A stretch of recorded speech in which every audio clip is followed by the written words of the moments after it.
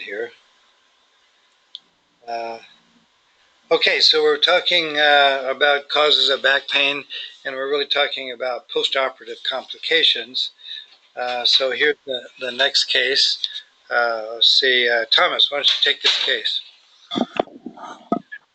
Okay, so it looks like they did a laminectomy at the L4 and L5 level. Okay. And I guess there's some granulation tissue there. So this is T2, T1, and T1 post-contrast.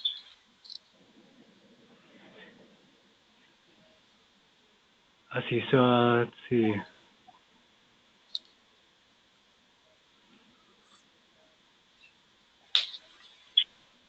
Yeah, I'm not seeing anything enhancing. Yeah, well, if you look subtly here, some of these roots are more prominent on the post-contrast. Notice Okay, so it's right. enhancing a little bit. But what's happening up here? Nothing here.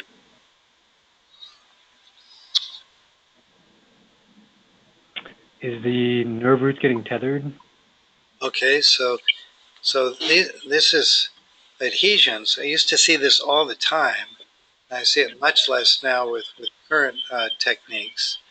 And you can also notice that here are little areas, maybe a little high intensity zone on this T2 weighted image. Not so easily seen here, but we can see that granulation tissue is enhancing post contrast.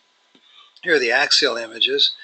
And here what you can see is the clumping of the nerve roots. Rather than all being nice, thin, individual nerve roots, they're clumped together here on the right side. And here we can see a little enhancement of the terminal, phatum terminale there. But that's adhesions, and they can be a cause of continued postoperative symptoms, at least some people believe. But again, I don't see it very commonly with current techniques. See, Sahar? Post-op desk, we have 3 images from 6:10:2 and then 8:32. And it seems like there is disc extrusion at, I think, L3, L4, or whatever level. So you can see in the interval between these two, the patients had a laminectomy. Surgery, yeah. So we still see part of that disc extrusion, but there's significant narrowing is still there even after the surgery. Yeah, so the disc really looks about the same. And we can see there's still central stenosis with the paucity of fluid surrounding the disc. So this is a case where even with the laminectomy, there's still not much change in the disc protrusion or the compromise of the nerve roots.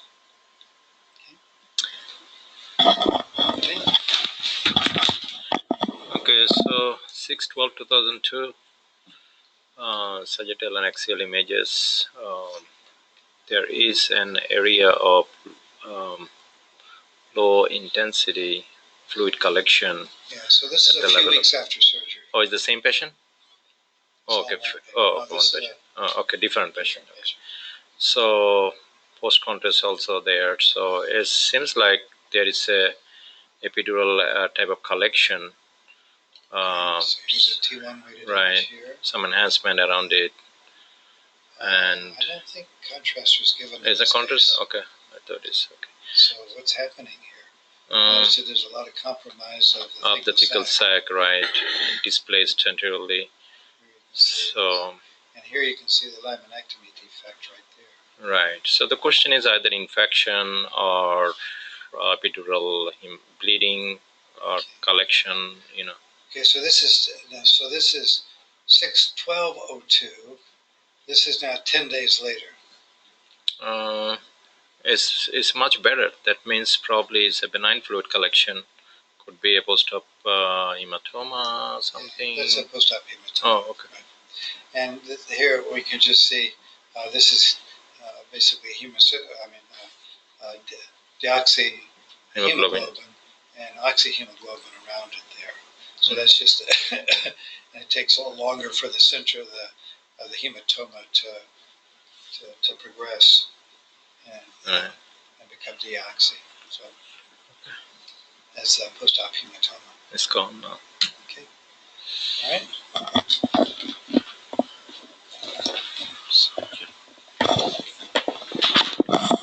64-year-old man, lower leg swelling 4 years ago, spondylolisthesis operation 3 years ago, DVT treatment. Okay, that's a lot. Well, first of all, the X-ray of the leg. I don't see anything jumping out at me there. I don't think there's much soft tissue swelling here. And then in the spine, there's some fusion changes and disc spacers. Looks okay. Okay, vascular. The patient has leg pain, and they thought it was deep vein thrombosis, so they're treating them for deep vein thrombosis, and this is an MR angiogram. Yeah.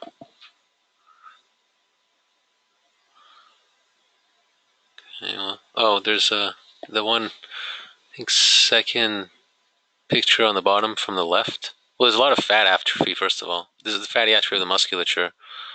So if we go back here, if we actually have both sides, which we don't have, this side, the symptomatic side is actually larger. The calf is larger than the asymptomatic side.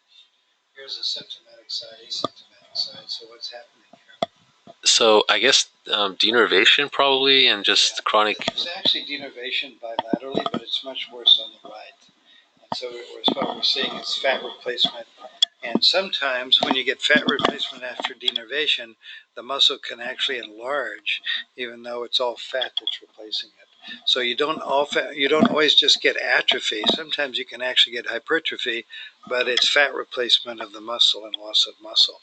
So they get weakness and pain in that particular area. And here it's bilateral, but much worse on the right. And that's all denervation. And this was pseudo-hypertrophy from the denervation fat replacement of the muscles. Shiv. Okay, postoperative pain, T1, T2. So I think I see some intravertebral spacers maybe there and signs of an operation. Yeah, it looks like some intrapedicle screws. Looks like a fair amount of edema in the posterior elements, and it's like multiple levels have been operated. So it looks like, is that fat? Maybe if that's fatty replacement, or if it's edema. So we see a lot of edema back here, and we see extensive loss of the normal muscle signal within the spina recti muscle. Denervation. Here's a. Could this be another denervation? Here's T1 and T2, and we can see very abnormal muscle back there. And then again, this is post-op denervation. Okay. Thomas. 70-year-old male, back pain, L3, L4 disc operation, post-operative severe pain, history of prostatic cancer. So we have a T1 and FS.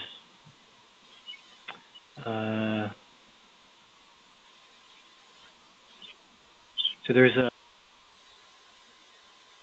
I think this is post-contrast.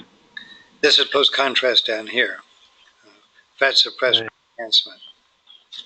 We don't have a fat suppressed pre. Okay, so yeah, there's like some peripherally enhancing collections in the paraspinal muscles. The muscle itself is diffusely enhancing, and T2 is heterogeneous signal in the muscles, and on the sagittal, yeah, there's these large enhancing fluid collections in the paraspinal muscles. So that could be infectious. Could be infectious. The patient really didn't have a fever or anything.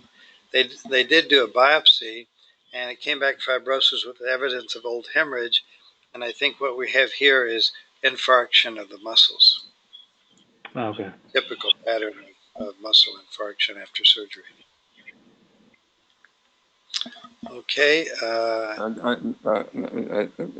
To butt in a little bit, if you suspect an infection in someone like this, what you do is you stick a needle down there and try to get the pus and bacteria. If they didn't do that under imaging, then that's probably an error. But this to me doesn't look like an infection. Yeah, they did a biopsy under ultrasound guidance, John. So they did. Well, there you go. They second guessed me, then they whatever. You're right. Anyway, that's the way I would have done it, and some of these folks will not run a fever. They'll have a lot of pain, but no fever. And their SED rate will not be up, but that other test will be elevated. CPR, am I using the right terms? C-reactive protein? Yeah, right, C-reactive, CRP. Yes. Sorry. I'm getting old, you know. Anyway, infections should not be missed because even 24 hours it can cause problem. Right. Okay. Now, I may have shown this one before. I don't know. 48-year-old female with back pain. So the lumbar spine looks okay. I don't see any disc herniation. The prospinal muscles. Okay, maybe mild atrophy. Okay. So this is atrophy. 5-1. This is 4-5. Okay. Okay. So this is on 7/17/06. 4 years later, the patient came back with marked increased back pain, and this is what the MR scan looked like. They did surgery in between. L4, L5, L5S1. They put like disc spacers there. And you notice laminectomy, there's fluid, yeah. You have degenerative disease at the level above in this it, case yeah. with severe central stenosis. But at least they have a peace sign. There's, There we can see the postoperative changes and the loss of the spina erecting muscles. And then, so this patient had discectomy and stenosis with marked instability and was bedridden at that time. So,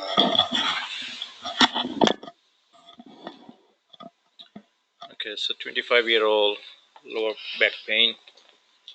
So myelogram. How many of you guys have seen myelograms? Did you see them in your residency? Yeah, we did them. Perform them. What'd you do a myelogram? We would perform them for CT when patients were going for CT. We would inject the contrast. So over here, L5S1 looks like there is some disc disease herniation there, and we can see large protrusion impressing the thecal sac or caudate or whatever. Yeah. Okay. Good. Can we see the myelogram again? Sorry. Okay. Migration. Nice.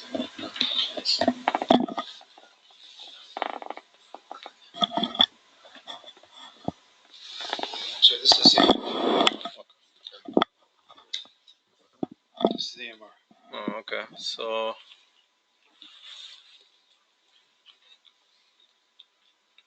disc herniation over there and some epidural Doesn't really look like a disc, does it? No, it does not. It looks like in the epidural area.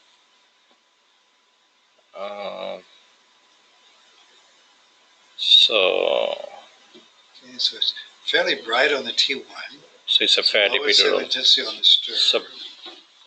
So blood or fat? Or a contrast. A contrast can. Yeah, this was a subdural hematoma. Subdural hematoma. Yeah. Which actually aren't as rare as you might. It's rare, yeah. That doesn't look like a disc, so. So MR is helpful there. Yeah. Okay, next. Who's next?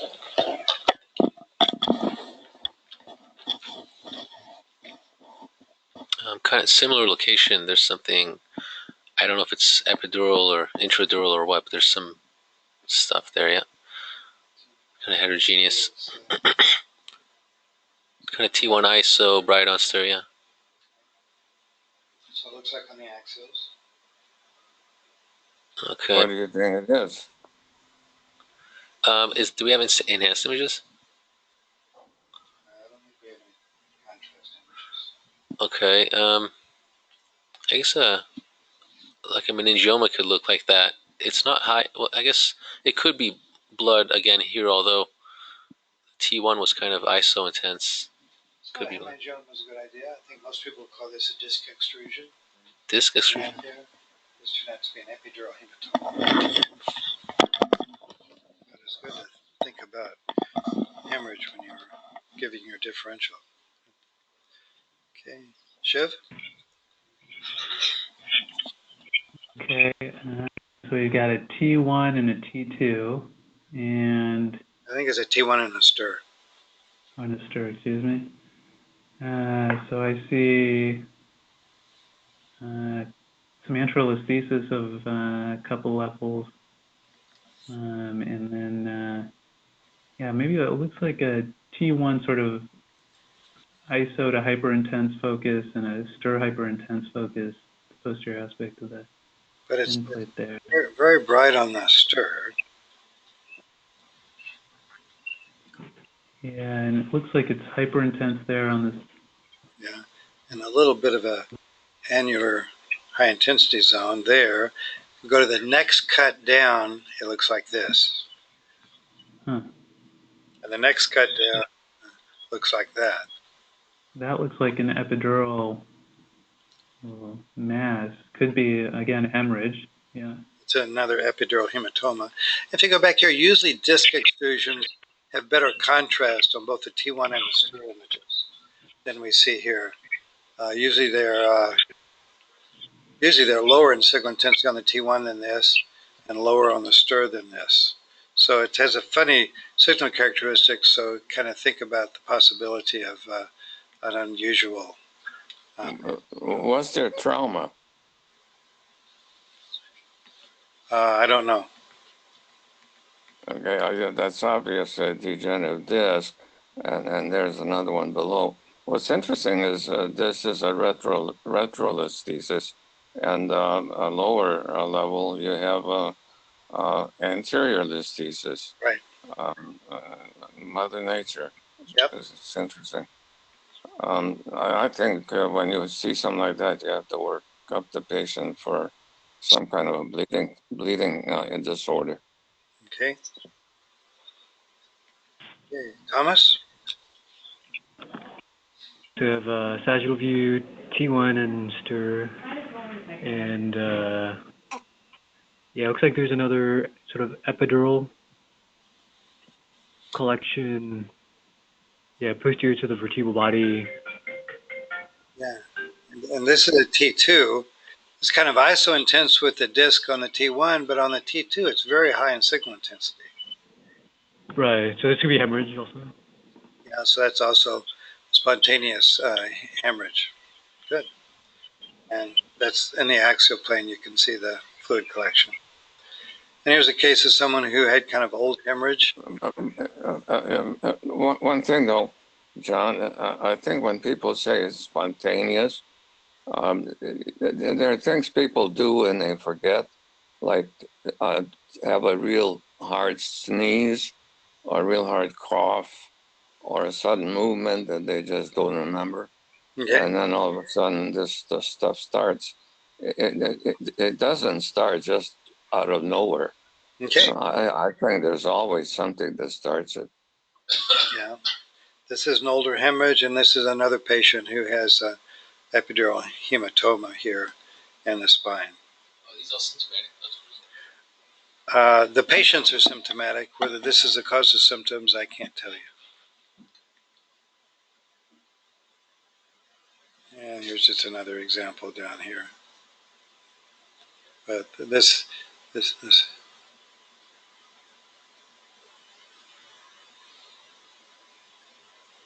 Yeah, I don't remember this particular case. I guess they followed this up, but obviously there's disc extrusion here.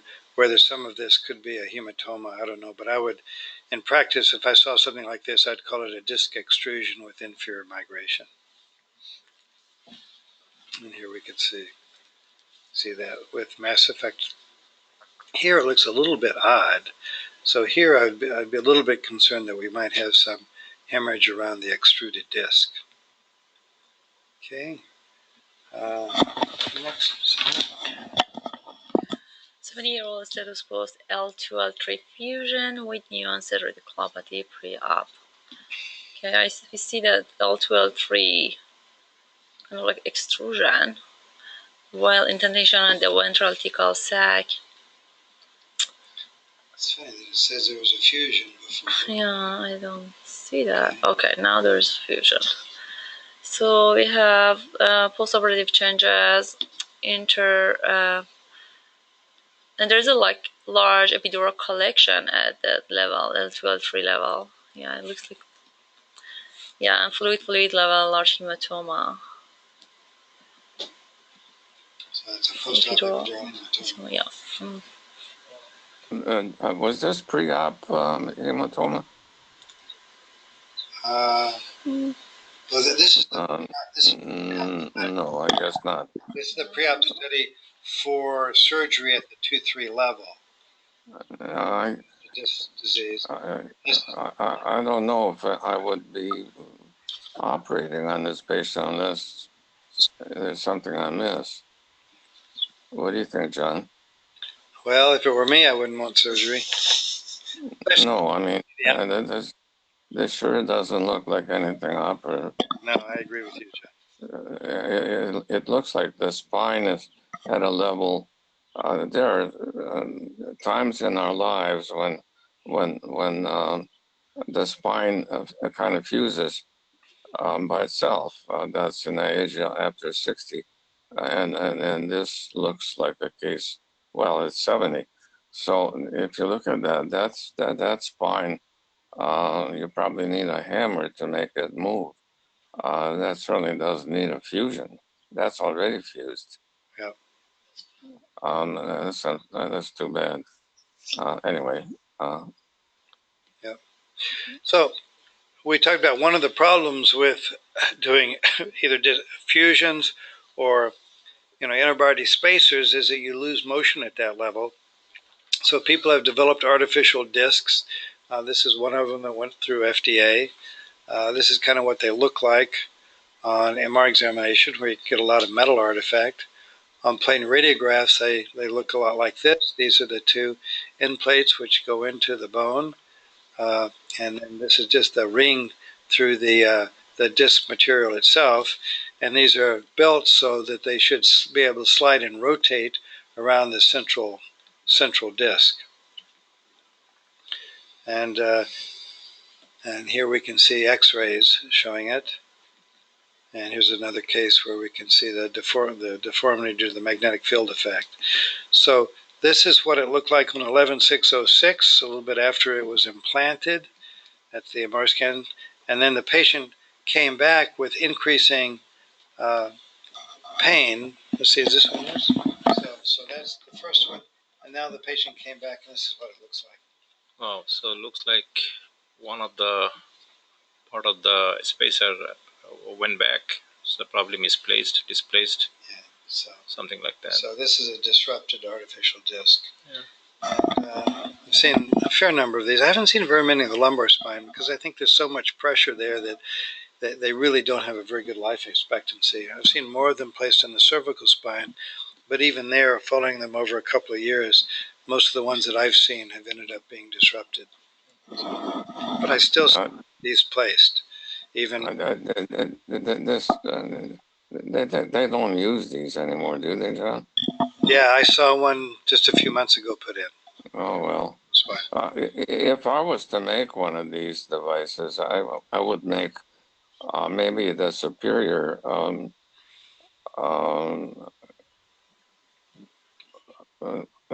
implant concave and an inferior one convex. so that at least it wouldn't dislodge. Yep. And I would really make it deep in both directions. Yep. There's nothing to hold these from sliding off. When you operate on these, you denervate the spine, and so the patient doesn't even feel it, and therefore the muscles don't contract to prevent disruption like this. So the patient is basically without any nerve control, Okay. muscles or ligaments. So this is, to me, it doesn't look good from the get-go. I don't know why anybody would think this would work.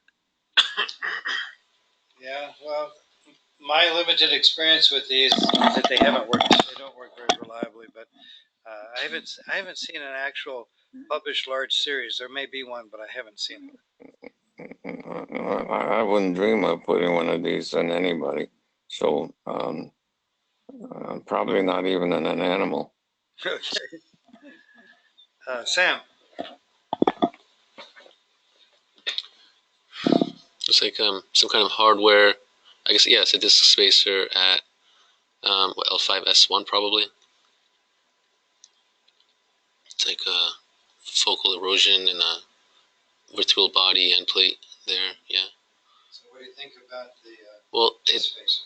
It doesn't look like, it looks like it's too far to the left and maybe a little too far anterior.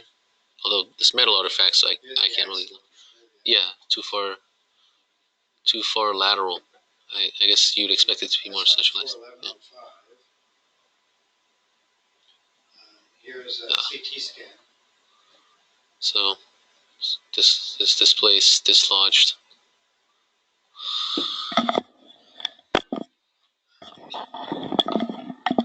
So continuing with the theme, Shiv, what do you think of this case? So it looks like maybe the left pedicle screw is too far central. Yeah. So the left pedicle screw is really here in the lateral recess rather than in the pedicle like it is on the right side. Okay, Thomas. 43-year-old male, back pain, and there's a disc spacer at L4, L5. I guess this is it's like a localizer image. So on a CT. Yeah, and then what's this stuff here? And if you look here, this I don't know of any spacers that really have this configuration. Then we have a lot of artifact here. Here are the axial images. Yeah, I wonder if they put like some cement in, or because it's opaque. Yeah. Yeah, there's some history I'm withholding from you. This patient was shot. Oh. And this is subarachnoid hemorrhage, and the metal is the bullet that just happened to lodge in the disc space. Okay. Okay. So let's talk a little bit more about some literature. How do outcomes compare in chronic low back pain treated with yoga versus standard medical care? And this is from Spine Journal. Yoga is significantly better in patients greater than 3 months of back pain. If you treat them for 6 months, they get better functional abilities, decreased pain, and decreased depression. And yoga decreased the need for pain medication. So according to this study, yoga was better than standard medical care. How do outcomes compare in chronic low back pain treated with exercise versus surgery? You guys probably know the answer to this already. Here are 2 studies from the British Medical Journal. There's no significant change in outcome at 2 years between laminectomy and intensive rehab, and 349 patients randomized with chronic low back pain. Here is a patient with 160 volunteers. These were randomized into Tai Chi versus standard medicine, After 10 weeks, the Tai Chi group had significantly decreased pain and disability compared to standard medical care. This is from Arthritis Care and Research. And this, yeah. Sorry, what's standard medical care? John, if they were able to do Tai Chi, what kind of pain could they have?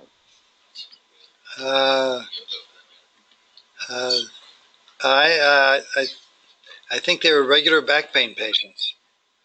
Well, I don't know what that is. I guess regular back pain patients that need treatment would not do Tai Chi that I know of. Yeah. But then I'm a Tai Chi is pretty. I'm a skeptic. Yeah, Tai Chi is pretty minimal exercise, but yeah. And then this is really the best of these studies. These were patients who had 6 to 12 weeks of incapacitating radiculopathy, not back pain, but radiculopathy. And these patients, they all showed MRI, showed herniations in 283. They were randomized between surgery and no surgery. And what they found is that surgery, they got faster pain relief, but at 1 year, there was no difference between the two. This was in New England Journal of Medicine.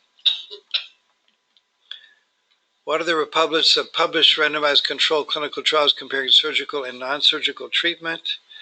This is from the Journal of the American Academy of Orthopedic Surgery. There are 5 randomized controlled trials published from 1983 to 2007. There was greater than 1,000 patients in all of these studies combined. They said due to the high rates of crossover and statistics used, there was no difference between surgery and non-surgical treatment of these patients, but they thought that their shortcomings seriously compromised the validity of these studies because there was a high rate of crossover between the two groups. The bottom line is there are not really any good published papers showing that surgery is better than other non-surgical treatments in a large patient population. That's very true. And the thing about the studies, they go way, way back before we had MRI, or maybe even before we had X-rays, and that's been known pretty well. The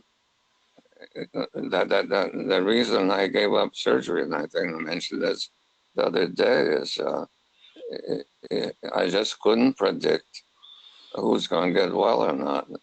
And I think I know about X-rays and things like that, examinations, as good as anybody. But predicting the outcome is extremely difficult, and I guess you have to be more of a magician than a doctor. Okay. So then what criteria to use for seeing if you have bony osseous fusion? This was a study back in 1997. It says inflection extension views that have less than 3 degrees of motion really shouldn't have motion. No lucency around the implants, minimum disc height loss, no fractures, no sclerosis, and visible bone formation. And most of us use the visible bone formation as the primary one. In-plate disease we've really already talked about, Modic's type 1, 2, and 3. Modic 1 is really associated with in-plate injury and either edema or granulation tissue from the entry to the end plates. Now,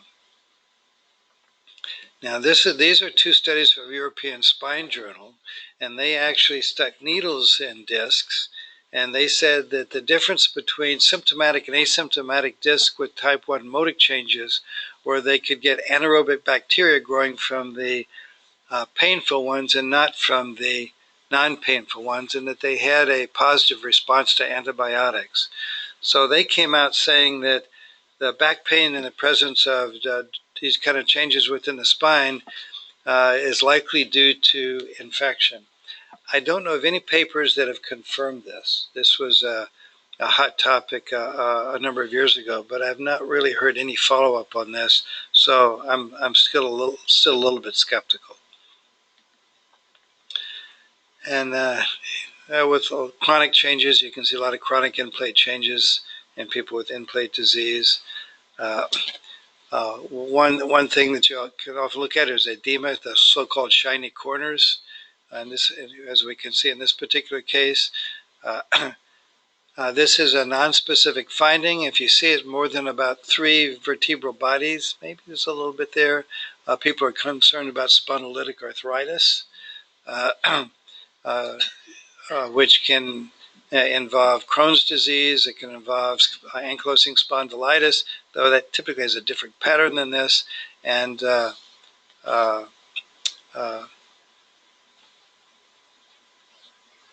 the one with the peripheral disease? Peripheral disease. What? Where you get peripheral? Scleroderma. No. Reactive arthritis. Raynaud's.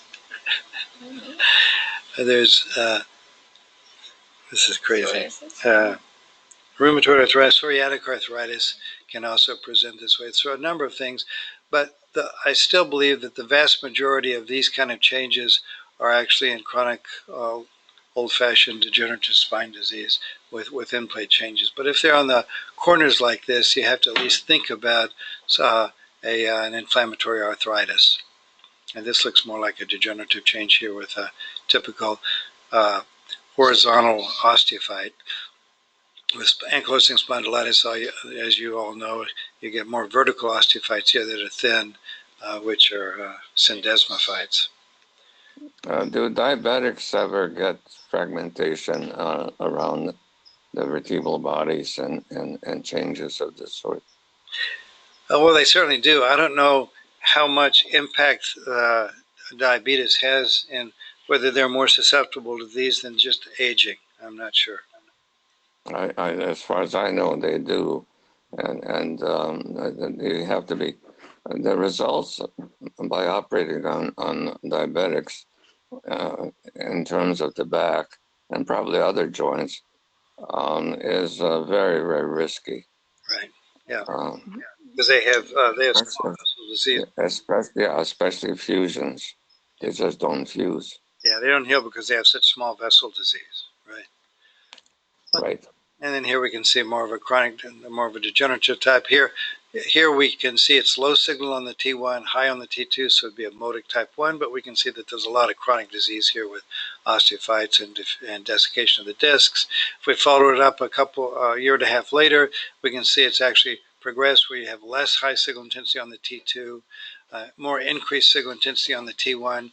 So this is really converting over to a type 2 modic disease. And that's kind of the typical progression when you follow these over time. It goes from 1, 2 to 3.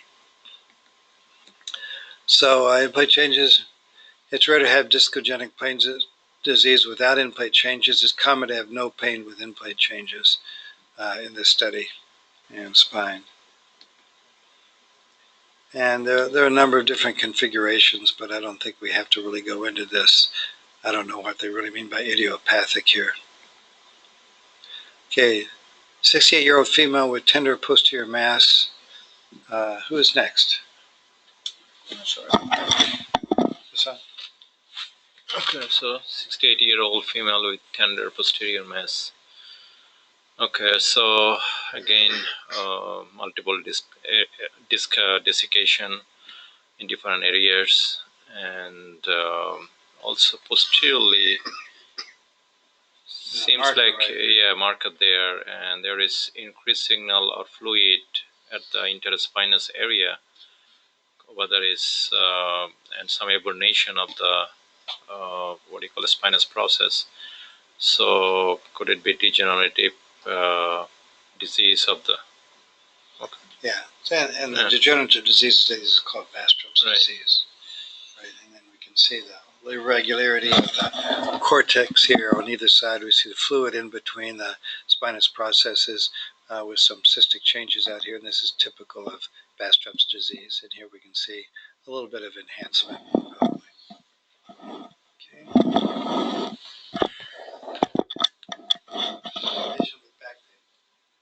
Okay. Well, there's a Forget the neck lesion. So in the lumbar spine, that's pretty diffuse involvement, I think, of what looks like the vertebral body itself. I wouldn't discount that right off as just degenerative, but it could be. Okay, this looks like Bostrom's as well. Wow, this caused all that? That's weird. This is very often these kind of degenerative changes with edema and so forth. Marked irregularity, and we can see the thickening of the soft tissues there. Here are the axial images showing all the thickening of the soft tissues around the spinous processes at this level, and some degenerative facet disease as well, and that's Bastrop disease.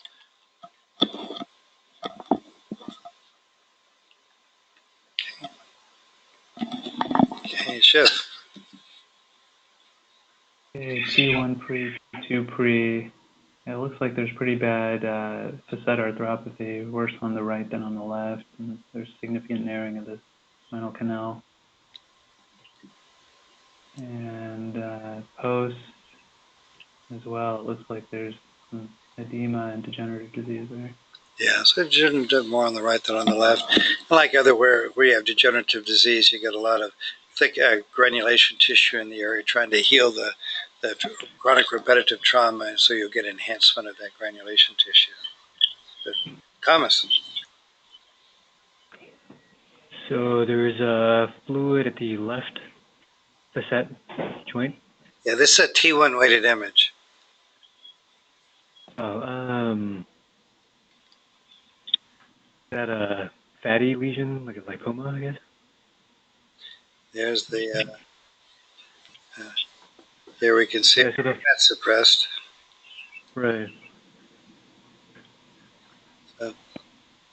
This is a fat pad within the facet joint. So facet fat pads is what it's called. And it's not clear whether this is symptomatic or not. It's pretty uncommon, but if you see it, just be aware of it.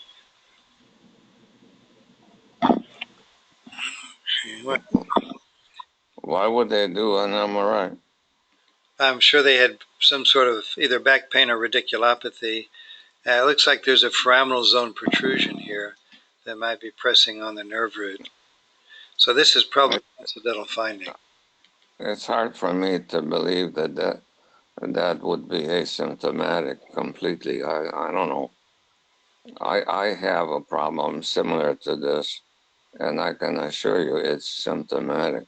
Okay, great. And then we have facet cysts. And the facet cysts typically occur in adjacent to facet joints that have degenerative disease. For reasons I don't quite know and haven't really been able to figure out, I'm sure there's an explanation for it. They almost always extend into the spinal canal, not external to the spinal canal, though they can be external to the spinal canal. The problem if they extend into here is obviously that they can compress nerve roots and produce stenosis of the central canal. Here's just an example of a facet cyst, typical facet cyst, and here we can see the cyst in this location with some compression of the thecal sag. There are studies to show that these may be symptomatic, and if you decompress them, you can get improvement in patient symptoms. Here's just another example. Yeah, that's kind of debatable, isn't it, John?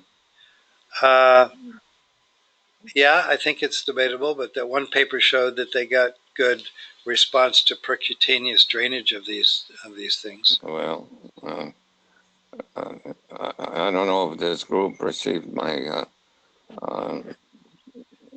knowledge from my old chief. Only 5% of literature you can believe, and you have to know the authors. Okay.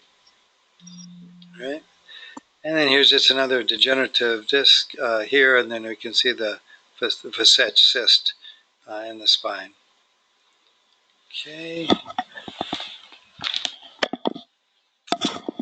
Okay, so there is another facet cyst with significant narrowing of the spinal canal. So you can get significant narrowing. In this case, there may even be a little bit of edema in the Edema in the core, yeah. Right there, right in this area, right next to the facet cyst. Okay.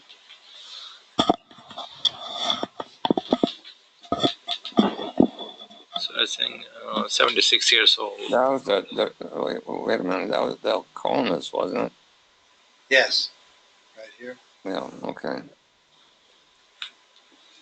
Okay, so another facet cyst, I believe, on the left side. Yeah, this one's kind of going into the midline. Right, midline, yeah.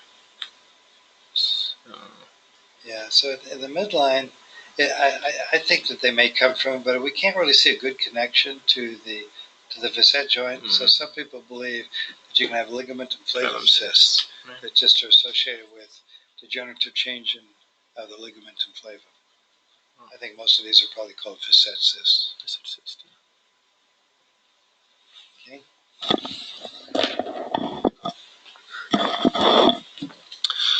Okay. Again, looks like a facet cyst. This one's a little less simple appearing, but I think, oh, that's a T1. Probably, is it hemorrhagic, maybe? Synovial cyst, clinical measure. So that's what they thought, and they did a CT scan. Okay, CT scan. It's got some contrast on board. I think it's got a rim of enhancement, but inside looks more like fluid. So it looks like a cystic thing. Yeah, it's probably cystic. I thought maybe there's a sequestered disc. So what do you think it is? Patient went to surgery.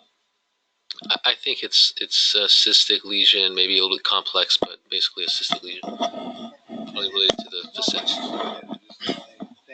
This is funny circumstances. So it could be a chronic cyst with maybe some synovitis and synovial thickening. Maybe it's hemorrhagic, and maybe that's some hemosiderin formation in it from kind of chronic hemosiderin.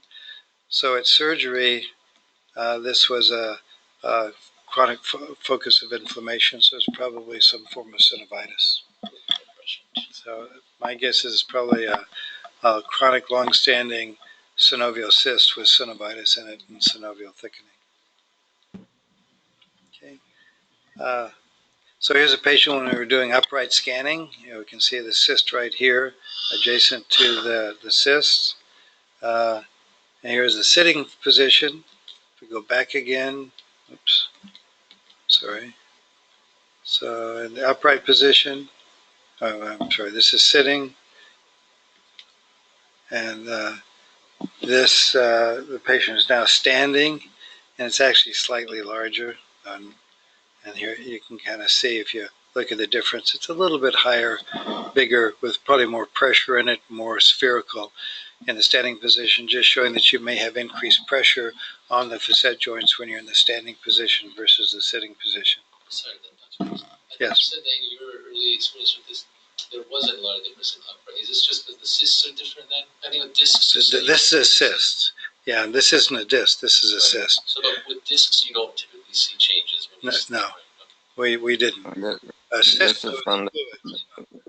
is from the facet joint. Right. Okay. All right. See who's next? Who's last? I don't know. I'm up. Shiv. Okay, Shiv, what do you think of this case? Okay, flexion extension.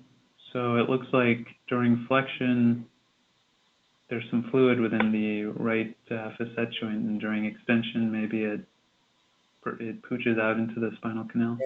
And as you know, as you extend, you're going to put more pressure on the facet joints. So these last two studies show that if you increase the pressure in the facet joint, you may force fluid out into adjacent cysts. But it's what they really are. They're actually protrusions of the joint space with synovial lining into the peri-joint areas. So both extension and upright, which both increase the pressure on the facet joints, can cause the cyst to increase in size. So this may be a reason why some people may be more symptomatic in the upright position than in the supine position. Thomas. 61-year-old with recurrent pain 10 years after discectomy. It looks like there's a pseudomeningocele at the spinal canal. Or, yeah, it's like communicating with the facet.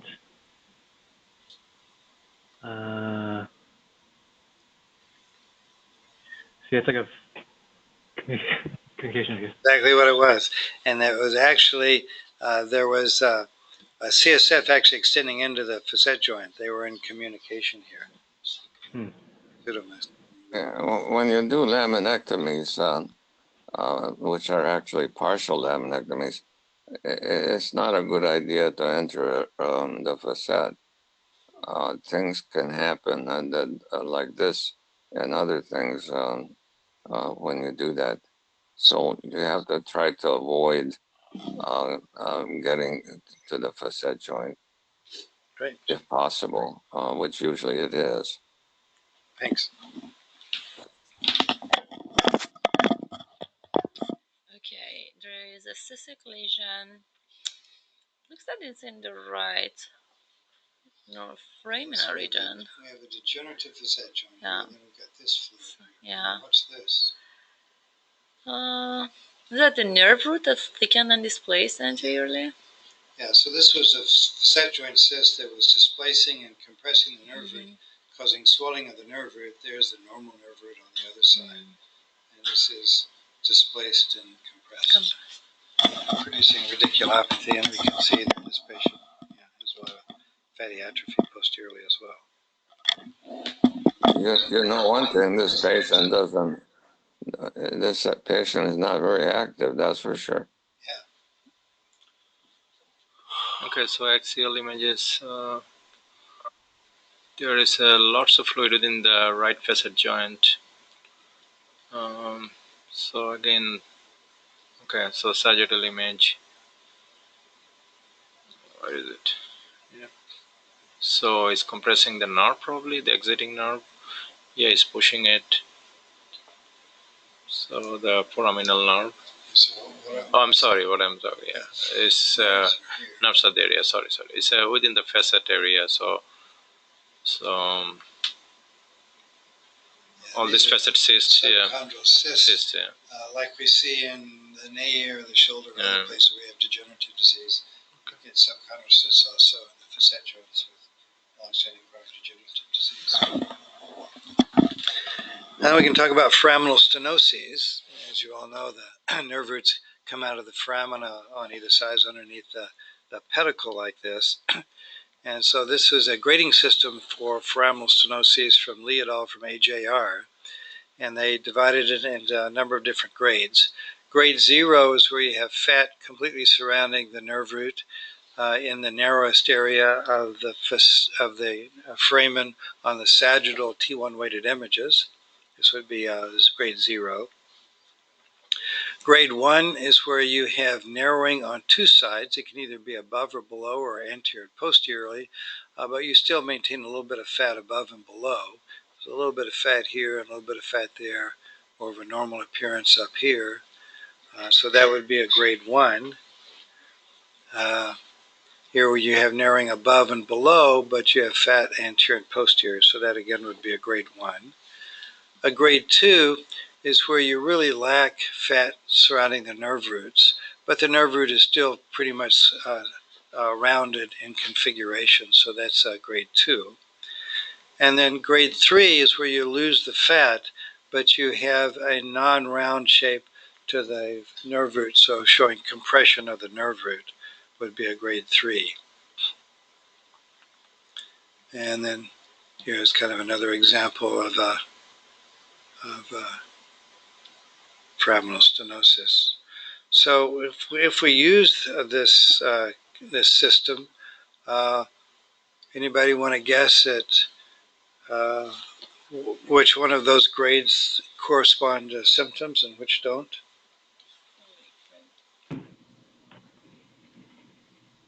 Okay. What?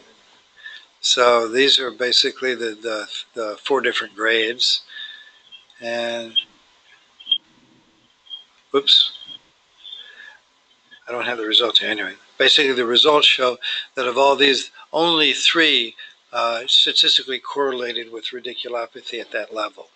So just loss, if you have, and this is actually can be very helpful because foraminal stenosis is often something that people are concerned about.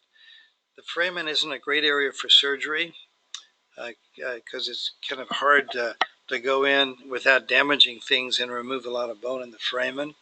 But still, it's often, a lot of symptoms are often blamed on foraminal stenoses, but it really turns out in this study that unless you not only have loss of the fat but also flattening of the nerve root, it doesn't really correlate statistically with symptoms along the nerve root. And one treatment for this is to inject steroids. So which ones correlate with positive response to steroids? Disc protrusion plus sequestration, degeneration by osteophytes, grade 3 root compression, foraminal extraforaminal disc herniations are ones which, according to this paper, can respond to steroid injections. I have, John and I disagree here. I still find it very hard to justify a lot of steroid injections. Obviously, steroids can for a lot of reasons, decrease patients' symptoms for short periods of time. Whether it actually significantly impacts the pathophysiology of the disease, it's not so clear to me. Right. I don't think injections are so great. Oh, okay. No, I don't. No, it's not. I think you misquoted me there. Sorry about that. I didn't mean to misquote you. Good. So John and I are in agreement. We agree on that. Now, will cortisone in the right location and the right type of cortisone, like Aristospan, will it relieve symptoms? It's certainly possible, probably in maybe 20-30%. Yeah. I think that fellow that said 50%, I think is a little overboard. Yeah. Well, the concept is that steroids can decrease inflammation and decrease swelling. So that's right. That's right. It will help, especially if you have something that really looks inflammatory.